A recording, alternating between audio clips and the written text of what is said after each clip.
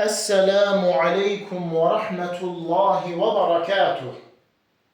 Əziz və qiymətli cəmaat, Allah Taala'nın müvəffəqiyyəti, onun yardımı və köməkliyi ilə təcvid dərslərimizə davam edirik. Bugünkü mövzumuz əsli məd haqqındadır. Qur'an-ı Kərimdə məd iki qismə bölünür.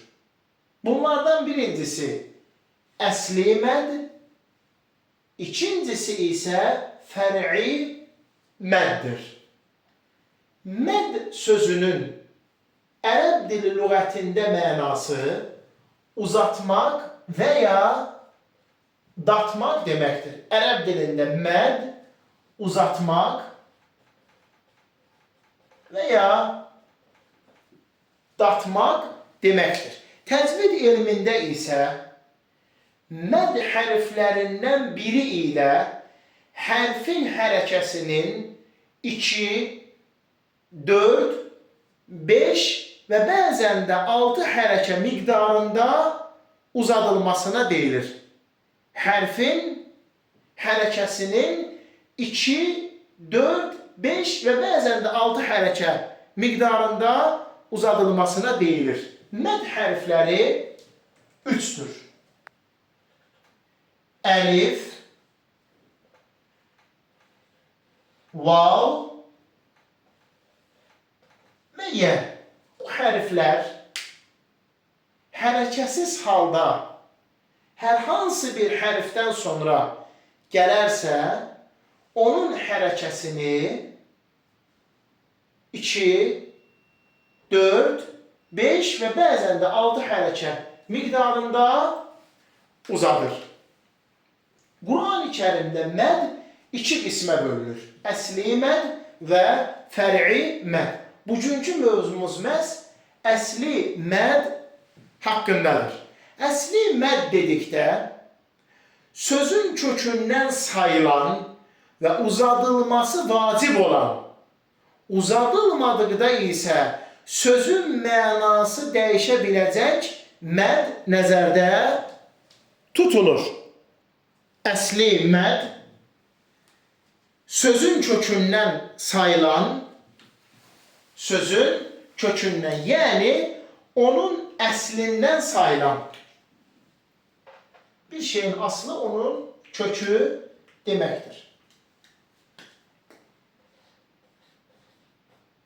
Sözün kökündən sayılan və uzadılması vacib olan, vacibdir. Bu məddi uzatmaq vacibdir. Uzadılmadıqda isə məna dəyişə bilər. Məna dəyişə bilər. Məhz bu məddə deyilir əsli məd. Sözün kökündən sayılan, uzadılması vacib olan və uzadılmadıqda mənası dəyişə biləcək məddə deyilir əsli məd. Əsli məd iki hərəkə miqdarında uzadılır. İki hərəkə miqdarında, yəni iki əlif miqdarında, iki əlif hərfini deyəcək qədər uzadılır. İki hərəkə. İki hərəkə miqdarı deyərkən, yəni biri var, yə hərfini bu şəkildə oxuyursan, yə, bir hərəkə. Biri də var, yə hərfindən sonra gəlir əlif. Məd hərflərindən biridir.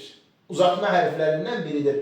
Bu zaman oxuyursan yəni iki hərəkə miqdarında. Yəni yə.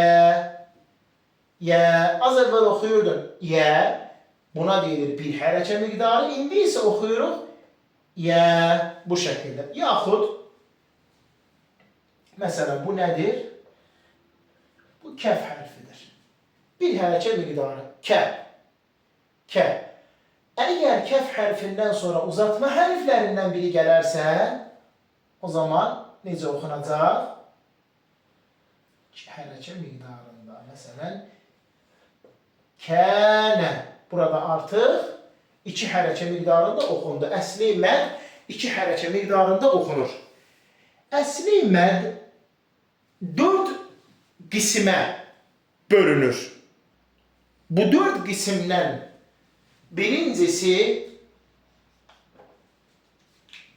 məddu tabii,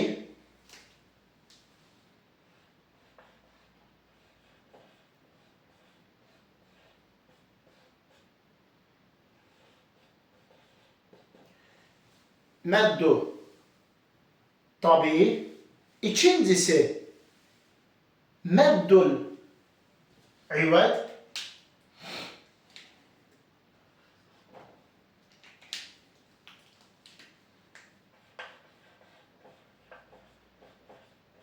məddul İvəd. Bunların inşallah hər biri öyrənəcəyik. Üçüncüsü məddul bədəl.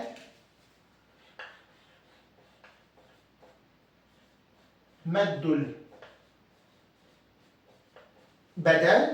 Dördüncüsü isə məddus silatus suğra. Məddus silatus suğra.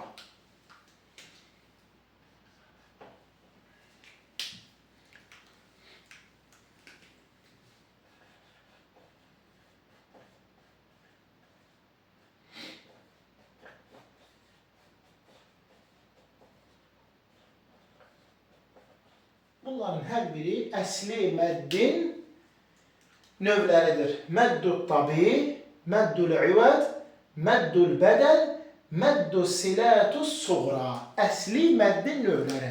Demək, Quran-ı Kərimdə mədd bölünür özü 2 qismə. Əsli mədd və fər'i mədd.